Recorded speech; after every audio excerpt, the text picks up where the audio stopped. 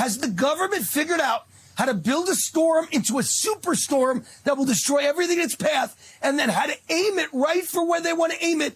It just happens to miss South Florida, where all the Democrats live. Something strange is going on. You know, it's largely a Republican area, so some people say they did it for that reason. I don't even think they're that bad, but maybe they are. Republicans have always denied climate change, but this is ridiculous and dangerous. Just to set the record straight, Democrats cannot and are not controlling the weather. There are currently 220 Republicans in the House of Representatives. 2 weeks ago, nearly half of their delegation, looking on your screen right there, voted against funding FEMA. 11 of them were from the state of Florida.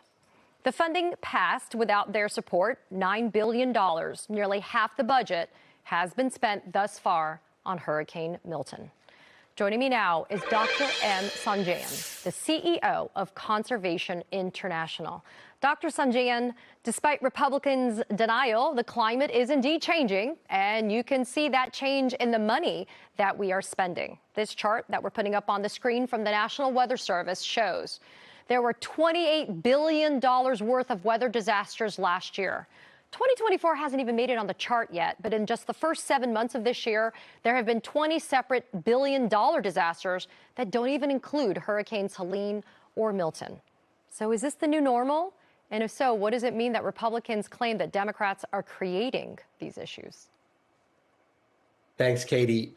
This is not the new normal. We haven't actually seen the new normal. It's going to get much worse. We're just starting to see the beginning of that new normal. Look, you're right. When I was in graduate school, we had maybe $1, $2, $3 billion storm disasters in this country. Today, we have 12 a year. We have one every 12 days now. So the frequency and size of these very large storms has clearly increased.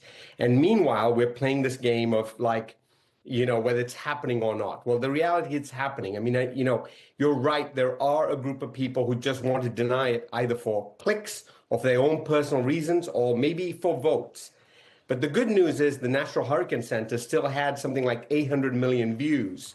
So I believe the vast majority of American people are going to the right sources for right information because their lives depend on it.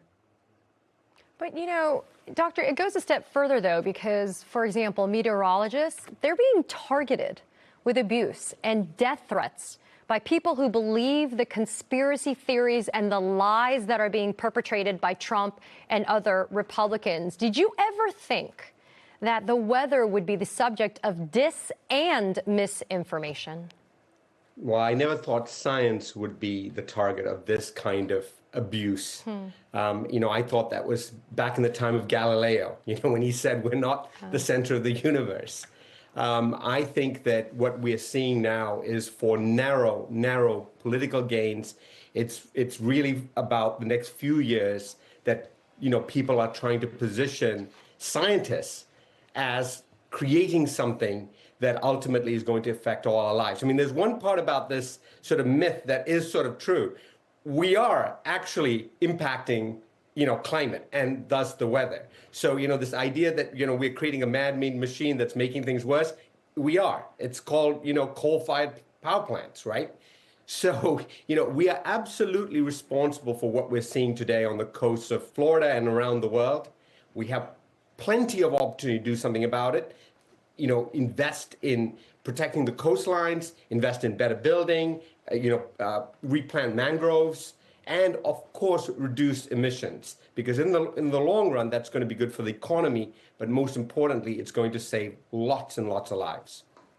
Yeah, and let's be clear, it's not Democrats that are the only ones that are contributing to our climate crisis. It's the Republicans as well. Just quickly, Doctor, Project 2025, the Conservative Heritage Foundation's policy blueprint for the next Republican administration, would dismantle the National Weather Service and NOAA.